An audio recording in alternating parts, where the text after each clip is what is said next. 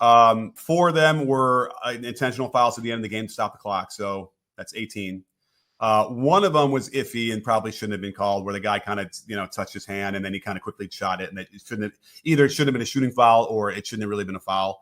So that's 16, right? But all the other ones, all the other 8 shooting fouls he drew, they were all like legitimate fouls where they were fouling him and hitting him, right?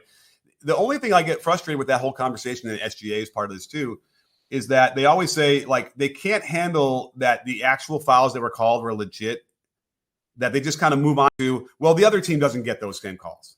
And that's now suddenly the real problem. When it's like, these are 2 separate things. Every foul is a snowflake, right? They're individual. They're different. Each one different stuff. So if you want to show me drives by the other team where they're getting hammered, they're not getting called, okay, that's the argument. Great. But no one's doing that, because guess what? They don't really exist, I went through that. I didn't see anything really that stood out to me that's like, oh, that was really a foul. But I can tell you right now, all the other Austin Reaves calls were legit. Like they were, but per the rules, you got to call that.